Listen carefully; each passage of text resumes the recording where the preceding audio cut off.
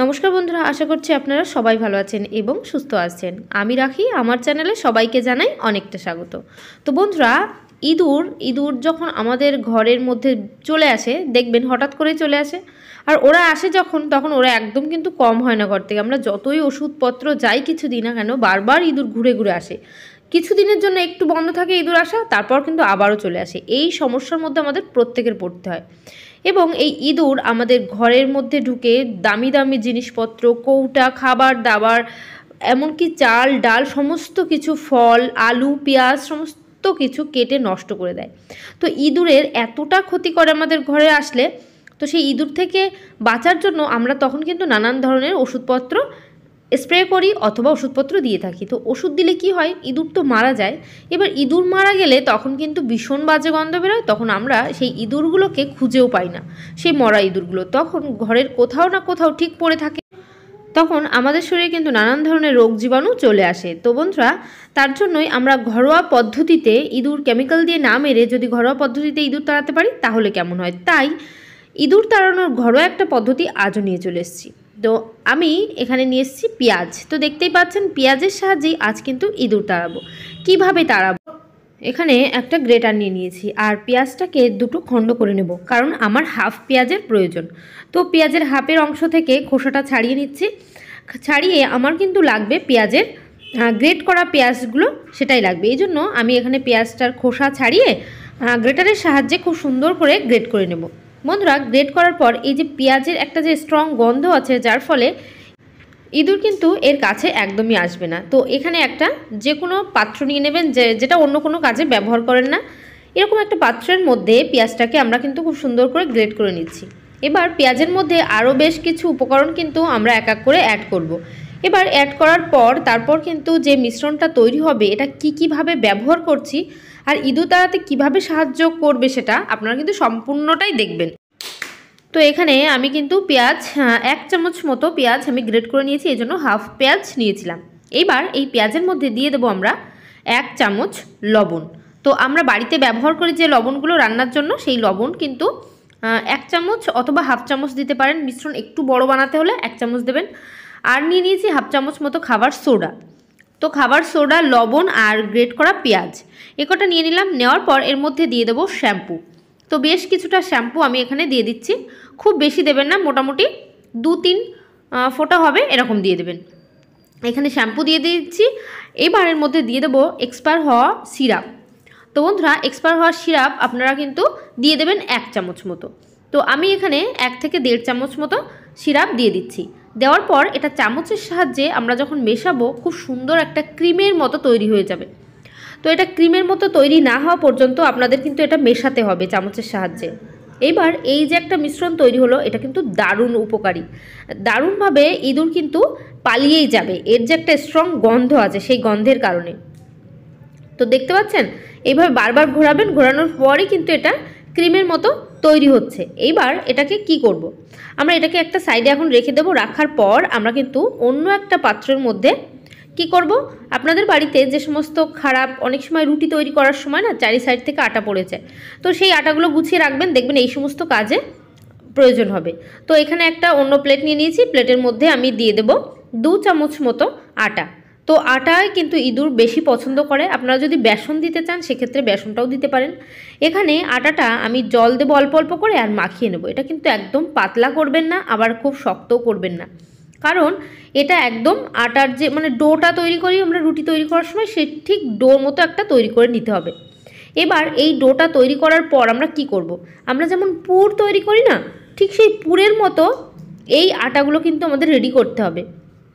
তার জন্য কিন্তু আমরা এখানে অল্প অল্প করে জল দিচ্ছি আর এটা বেশ ভালোভাবে মাখিয়ে নিচ্ছি। মাখিয়ে যখন ডোটা তৈরি হয়ে যাবে, এটাকে কিন্তু ছোট ছোট বল আকারে আপনারা কেটে নেবেন। তো বন্ধুরা, এখানে কিন্তু আটা আমার অনেকটা মাখানো কমপ্লিট হয়ে গেছে, এই যে দেখতে পাচ্ছেন। এইবার এটাকে লম্বা করে ছোট ছোট গোল গোল বল আকারে কেটে নেব। এবার এই যে বল আকারে আপনারা আপনাদের মতো করেই কেটে নেবেন। আটা যদি একটু বেশি থাকে, সেক্ষেত্রে আপনাদের বাড়ি যদি ইঁদুরের সংখ্যা বেশি থাকে, আপনারা কিন্তু বলগুলো একটু বেশি করে তৈরি করে নেবেন। আর ইঁদুরের সংখ্যা মোটামুটি থাকলে সেক্ষেত্রে এরকম 2-4টে করে নেবেন। এবার এই বলগুলোকে হাতের সাহায্যে আমি কিন্তু গোল করে নিচ্ছি। গোল করার পর এইবার কিন্তু মেন যে কাজটা, এই আটার দলাটাকে এরম চ্যাপটা করতে হবে, পুরো রুটি মতো করতে হবে, ছোটো মতো। এর মধ্যে আমরা যেমন পুর দিই ঠিক সেই এই মিশ্রণটাকে পুরের মতো এই মিডিলে দিয়ে দিতে হবে। দিয়ে এটাকে আমরা গোল করে দেব। চারি সাইড থেকে এক জায়গায় করতে হবে, করার পর এটা গোল একটা বল মতো তৈরি করে নেব। এটা করলে কি হবে, ইঁদুর কিন্তু এটা খাবে, খাওয়ার পর আটাটা যেহেতু ইঁদুরের খুব পছন্দ, আটাটা খেতে খেতে ভেতরের ওই অংশটাও খেয়ে নেবে। এবার এই মিশ্রণটা খেলে তখন ওদের শরীরে কিন্তু একদম জ্বালা করবে, মানে ওরা একদম ভালো লাগবে না, তখন ঘর থেকে ওরা পালিয়ে যাবে। এই মিশ্রণটার মধ্যে খাবার সোডা আছে, এই খাবার সোডাটা যখনই ওরা খেতে যাবে না, খাওয়ার পর দেখবেন ওদের শরীরে যে অঞ্জালাটা হবে, ওরা আর ঘরের যেখানে লুকিয়ে থাকে দেখবেন ইঁদুর কিন্তু ঘরে হঠাৎ করে চলে আসে, আসার পর ওদের আর দেখতে পাবেন না। মানে ওরা কোথাও না কোথাও এমন জায়গায় লুকিয়ে গেছে, আমরা যতই বেডের নিচে লাইট দিয়ে খুঁজি না কেন, আলমারি শোকেসের নিচে লাইট দিই, কখনোই কিন্তু ইঁদুর খুঁজে পাবো না। তো ওরা এমন জায়গায় লুকিয়ে পড়ে, সেই ইঁদুর আর বেরোতেই চায় না। তাই আমরা এরকম একটা আটার বল তৈরি করে নেব, যার মধ্যে মিশ্রণটা দিয়ে দেবো, দিয়ে এটাকে আবার একদম ফোল্ড করে দেবো। ফোল্ড করার পর এই যে একটা বল তৈরি হচ্ছে না, এই বলটা কিন্তু আমাদের দারুণ কাজ দেবে। তার জন্য আমি কিন্তু এখানে প্রত্যেকটা বল তৈরি করে তারপর ফিরে আসছি। আমার এখানে বলগুলো তৈরি করা হয়ে গেছে। এইবার আমরা কি করব, পাশে বলগুলোকে রেখে দিচ্ছি, আর এই যে মিশ্রণটা আছে এই মিশ্রণের মধ্যে আমরা দিয়ে দেবো খানিকটা জল। তো বন্ধুরা, জল দেওয়ার পর কি হবে, এবার এর মধ্যে আপনারা ডেটলও দিতে পারেন, আর না দিতে চাইলে কোনো ব্যাপার না, স্কিপ করতেই পারেন। এবার কি করবো, এই মিশ্রণটা নিয়ে কোথায় যাব, ঘরে হঠাৎ করে যখন ইঁদুর আসে না, দেখবেন বেডের সাইড দিয়ে ইঁদুর ঘুরছে, ওদের একটা দৌড় দিয়ে যেতে দেখবেন, কিন্তু আর খুঁজে পাবেন না। এই বেডের সাইড দিয়ে, মানে বেডের পেছন দিয়ে বেশি ওরা দৌড়াদৌড়ি করে, আলমারির নিচে দিয়ে দৌড়াদৌড়ি করে। ওদের কয়েক সেকেন্ডের জন্য চোখে দেখবেন, তারপরে দেখতে পাবেন না, লুকিয়ে পড়বে।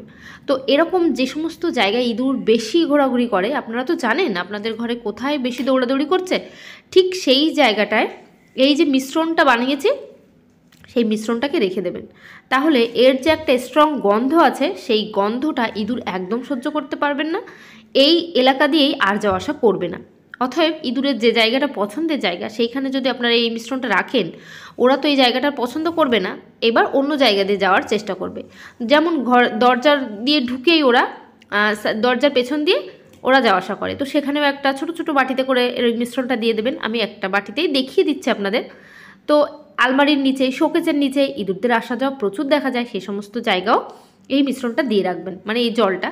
তাহলে এর যে একটা স্ট্রং গন্ধ না, ইঁদুর একদমই সহ্য করতে পারে না। এবার কি করব, যে বলগুলো আছে সেই বলগুলো ইঁদুরদের আরও যেন আকর্ষণ করতে পারে, তার জন্য আমরা দেব ঘি। ঘি কিন্তু ইঁদুর খুব পছন্দ করে। এবার এই ঘির স্বাদটা ওদের এত প্রিয়, ওরা দূর থেকেও কিন্তু এই গন্ধটা শুঁকে নেয়। তাই আমি এখানে, যেহেতু এখন শীত, ঘিটা জমে গেছে, আমি চামচের পেছন দিয়ে বের করে নিয়েছি। এইবার পুরো বলগুলোর গায়ে একটু ঘি লাগিয়ে দিয়েছি। লাগানোর পর ইঁদুর কিন্তু এই আকর্ষণে আরও চলে আসবে, যেখানেই লুকিয়ে আছে ঘরে সেখান থেকে ওরা বেরিয়ে আসবে। বেরিয়ে এসে ঘরে যেখানে লুকিয়ে থাকছে সে সমস্ত জায়গায় ক্ষতি করছে, আমাদের দামি দামি জিনিস কেটে দিচ্ছে, সে সমস্ত আর করতে পারবে না। ফ্রিজের পাশে আসে খাবার, যেহেতু ফ্রিজে খাবার থাকে, ওর আশপাশটা বেশি দেখা যায়, ওখানে একটা দেবেন বল। চাল ডালের বস্তাগুলো যেখানে রাখা থাকে, খাবার জিনিস স্টোর করে রাখছি, সে সমস্ত জায়গায় দেবেন। গ্যাসের উপরে, গ্যাসের নিচে, খাবার রান্নাঘরে তো ইঁদুরদের বেশি দেখা যায়, লাইট অফ করে যখন শুতে যাবেন দেখবেন ইঁদুরদের উপদ্রব বেশি দেখা যাবে। তাই বন্ধুরা, এই সমস্ত জায়গায় রাখলে ইঁদুরদের যে উপদ্রব, তার থেকে অবশ্যই কিন্তু একটু হলেও রেহাই পাবেন। তো বন্ধুরা, আশা করছি এই টিপসটাও অনেকটা কাজে আসবে। তো আজকের ভিডিও আমি এখানে শেষ করলাম। সবাই ভালো থাকবেন, সুস্থ থাকবেন। তো বাই, টাটা, আবার নেক্সট ডে দেখা হবে।